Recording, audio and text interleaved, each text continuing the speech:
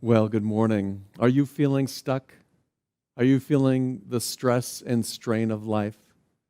Well, today we're going to learn one of the secrets to moving through the stress and strain of life. We're going to learn how to flow with it. Good morning, everyone. I want to bring up that photo that we saw at the beginning of the service. Boy, isn't that's a pretty amazing photograph by my friend Brian Krippendorf. That's San Francisco, and have you ever felt like you were living in your life was in that big white stream of cars, kind of stuck in gridlock? Or were you feeling more like you were flowing with ease and grace, like down like the freeway picture there? Well, so many of us today are living in that idea of stress and strain and living in that experience of gridlock in your life. Have you ever had that experience of feeling like, oh, my life is kind of stuck? I'm not moving forward. I'm like sitting in this gridlock, and all we can think about is, I've got to get off. I've got to find the off-ramp. I've got to get off and find a different path. Yeah, I'm looking at my GPS, of course, on my smartphone, and it says this is the fastest route to your destination, but I know better. And then we get off, right? We take a left turn, we take a right turn, and suddenly we're in stop signs left and right. We're in one-way directions, and it takes us twice as long to get where we're trying to go. Have you ever experienced that in life? Is that the way you're feeling in life right now? Well, we have the opportunity to when we're in that mode of feeling the stress and strain, because gridlock will happen. It just happens in life. And when we're in that experience, we have the opportunity to step back a little bit, to take a breath, and to allow yourself to be in the present moment so that we can move through it with ease and grace. We can flow through it. We can flow with it, the big it. Here's how we do it. Because in life, there is always going to be this stress and strain. Sometimes things are going to flow easily with grace. Sometimes things are going to be difficult. That's kind of life. We've all heard the expression, right, we're spiritual beings having this human experience. And this human experience, there are turns, there are gridlocks, there are things that happen that we're just not ready for. We just don't want to have happen yet. We're struggling through it. So as we go through that, having that realization that, this human experience will be filled with it, we have the opportunity to really shift the way we are in it. Shift the way we experience it and the way we go through life. It's, we might be feeling the human experience by the giving us the case of the uns, right? That case of the uns where we begin to feel like we're unworthy. Begin to feel like we're ungood enough. Is that a word? We begin to feel like we're unsuccessful. Right? We have these ideas of who we want to be: unloving, unfaith-filled, unhappy. It gives us the case of the uns, this human experience. And when you're going through life, if you've ever been in that gridlock and you finally get to your destination, you're still unhappy. You're still in that state of un. How often do we get to let's say we're going to an event or to a friend's house or going to work, and we're stuck in gridlock. And then when we get there, we have to share it with everybody, right? Can you imagine how miserable my life has been for the last 30 minutes to come to your party?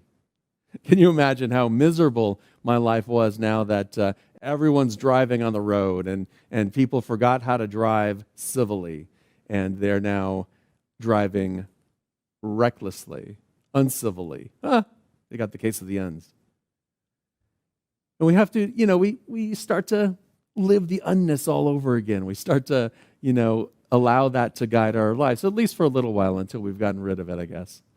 And then hopefully we're in a better state of mind. But how many of us really are?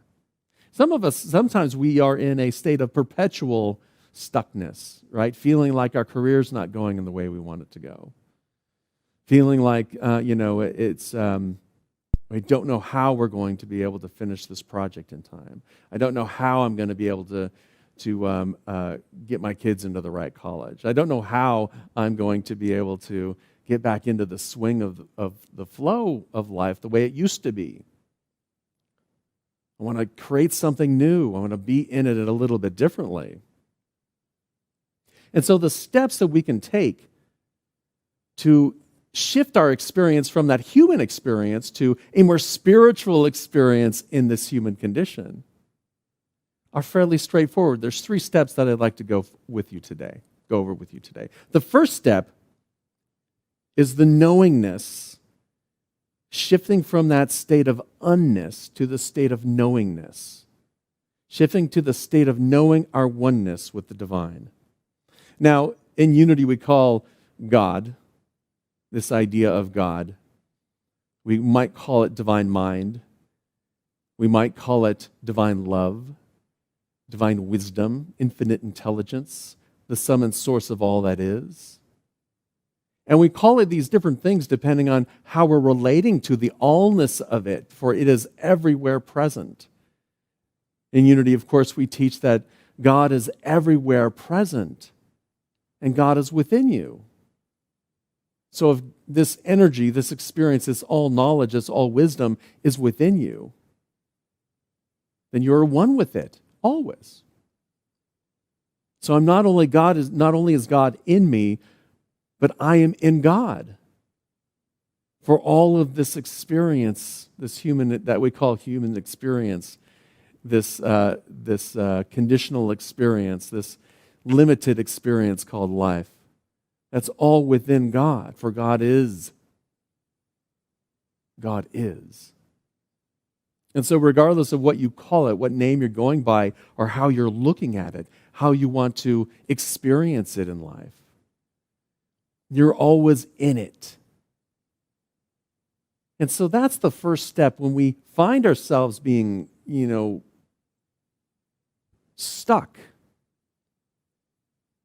When we find ourselves being cast along the rocks, being dragged in the dirt, when stress starts bubbling up, when we kind of, tune it all out and we're just feeling a dull sense of despair or emptiness, or, we're not feeling up to the task. The first step is to just remember that God is in you and you are in God. Now, one of the great practices, of course, is meditation and affirmative prayer. Meditation where we get ourselves still, where we condition ourselves to be in that stillness, that silence, so that we can commune with that essence that is within us. Meditation brings us to that state of calmness and stillness so that we can know our oneness in that moment. And then affirmative prayer is the most powerful form of mind action. It's what we say after that, what we put into the world after that, how we live our life from that state of knowing our oneness. So if you practice prayer and meditation, which I encourage you to do every day, maybe multiple times a day, just practice that idea of becoming still, knowing our oneness, and then affirming that oneness. I am one with the divine presence of life, love, and wisdom. I'm one with the infinite flow, the energy, the harmonizing energy of love. I'm one with it, and allow that to be the knowing of your being. In unity, we call this inner God within you, that spark that's within you, that place that is pure and untouched, that each one of us has. In unity, we call it the Christ. You might call it your divine spark. You may call it your higher consciousness. But it is attuning ourselves to that consciousness of the divine, attuning ourselves to that infinite flow of life, love, and wisdom.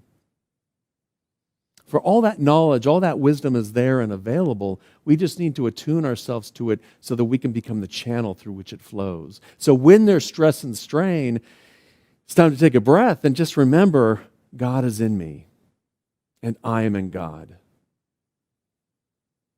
And no matter what happens, that is the truth. And when I connect with that, here and now, I can move forward a little bit more with ease and grace.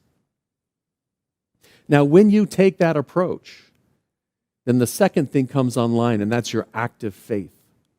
Now, that's an energy that we have within us. That's a power or an attribute or an ability that we have. It's the energy to bring forth into manifestation that which we are truly concentrating on. I used to say that our highest good, but faith works regardless, even if we're not focused on our highest good. For whatever you're focused on is how you're going to experience life. And that's what you're going to bring into your experience. That's what you're going to, the lens through which you will see. So you will find every instance of that in the world around you. So if you're talking about how miserable your life is, you're going to be able to see that bubble up before you. It's a beautiful expression of the law of faith. So when we go back a step and ground ourselves, anchor ourselves in the knowing of our oneness with that divine infinite flow, with that infinite possibility, with infinite abundance, when we align ourselves with that, and then our faith gets activated by that, our active faith, our positive faith, our intentional faith. So we start to live life from that state of being and knowing our oneness with God. That energy is what generates within us an openness to this idea of grace. Now, often we hear about this idea of grace as, oh, by the grace of God, I survived or I was able to get through there. As if we talk about it as if it's a gift, as if it's something that's bestowed upon us when we are good, when we do a certain thing or believe a certain thing. But really, it's the activity that is bestowed upon us when we tune into it, when we call it forth, when we look for it. There's a great quote, I think, in the Bible that describes this. It's from Hebrews chapter 4, verse 16, that says, "Let us therefore approach the throne of grace with boldness, so that we may receive mercy and find grace to help in time of need." So let us approach that throne of grace, that throne of God, that throne of consciousness that is within us, that point of connection that we have within us. Let us approach that state of consciousness with boldness. I think it takes a number of things here that it's calling for. First off, it's a willingness. It's a willingness to say, yes, I have within me that which I need to move through this experience. I have within me all of the energy, all of the knowing, all of the knowledge that I can take one step forward and continue on my path in a direction that is healthy instead of unhealthy. That is a direction that is prosperous and prospering, as opposed to unprospering. I don't think that's a word either. But that's okay. We can use it for this term. Is that okay? I hope that's okay. If not, I'll hear from you, I'm sure. It takes a set of willingness to be able to do that. And confidence. Faith is the idea of being confident in knowing, okay, here's what I want to move towards. And even if I don't know what the specific thing is, I know how I want to feel. And so I want to move forward and towards those feelings that I want to create. It takes boldness. Sometimes faith takes a bold action or a bold step or simply a bold willingness to stick with it, even in these current circumstances, even with whatever's going on within us. It takes openness, a willingness to receive, to be open to what's flowing to me, to be open to, where I might go, to be open to being guided, as the Daily Word today says, to let go and let God, to let go of my intellectual knowing and say, I know the exact route. I know how to get there. I can beat this GPS. I'm going to get off the road. I know the city by heart. Oh, but did you know that there was traffic? Did you know that there was road work ahead? Did you know that there was, somebody broken down, a car in the middle of the road stuck? Did you know all these things? You see, we try to solve these problems so often from an intellectual standpoint. I know I can solve the problem. I can fix it. I can go around it. I can look for a better solution. So it takes an openness and a willingness to sometimes let go and just allow that wisdom of your heart to guide you. Sometimes the off-ramp works great. Sometimes it doesn't. Let us follow our heart instead of trying to figure things out all the time. And it takes acceptance. It takes an acceptance of what is. Right now. What's happening right now? What is the experience? What are the conditions that are happening now? What's the data? Just acceptance of where we're at, without creating a story around it. So when you activate that energy of faith and you allow yourself to be led by your heart, that's when that generates that experience of grace within us. That generates that experience of grace in our lives. That idea that we are moving in the flow of life, moving with the flow of infinite wisdom, moving with the flow of it, a capital IT. Because I don't want to anthropomorphize this idea that we call God. For it's not some being up in the sky granting us things or denying us things. Rather, it is the flow of life. And when we flow with it, we experience that grace. The third step is to flow with it. With it. Not against it, not trying to outsmart it, not trying to, as they say, you can't outthink God. Someone says that. Not trying to apply my own ego and personal will towards it, but rather just it's a letting go at times. When we're feeling the uns, we have to let it go so that we can be in the flow. So often we are trying, we are efforting, we are striving to accomplish something. And that may be, everything from I'm doing everything I can so that I make everyone happy. What do I need to do to make me happy? What do I need to do so I can get through it quickly, get to the other side of it, and get out of this mess? Because I'm suffering right now. What do I need to do to just avoid it altogether? How can I avoid this thing called life? Oh, wait a minute. We don't want to do that. So instead of trying, instead of striving, instead of efforting towards things, the practice is rather to just be with things, to be with it, to be with what shows up. So instead of striving to do something, we can just simply be with the emotions. If I'm stuck in gridlock and I'm starting to feel anxious and angry and frustrated, and I'm looking for that way out, instead of striving to get through it or striving to make it not happen, just simply be with it. Okay, I'm anxious, I'm nervous, I'm stressed out. And when you start to be with the emotions, rather than letting them drive you, just being present to them, allowing them space so that they can be and then leave, so that they can be and let go. So be with the emotions. Instead of solving, be with the confidence in knowing that the right way will show up. Knowing that the GPS says this is the fastest route to your destination and you're not moving. And knowing, okay, that's the fastest route. I'm going to stick with it. And when we take it from that standpoint, then we're not fighting against it anymore. And instead of stressing, be free in the flowing. Instead of stressing about it, it's like, okay, this is what is. I'll show up when I show up. I'll make it to the next step when I make it to the next step. Instead of efforting, we can be with it. Be with the divine presence. Be with that spark that's within you in that moment.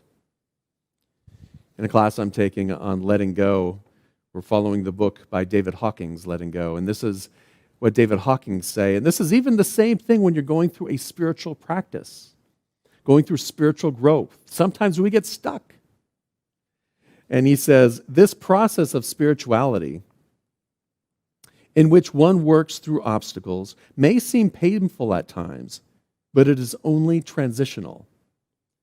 The mistakes now reappear, but are resolved and recontextualized from a higher understanding.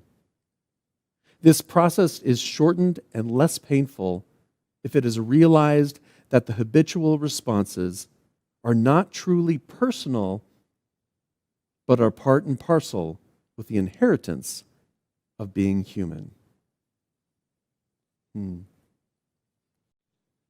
So, in other words, stop struggling against it, even your spiritual growth, even at times when you just can't get into that meditative state. Don't struggle against it. Just be with it. Just be present to it.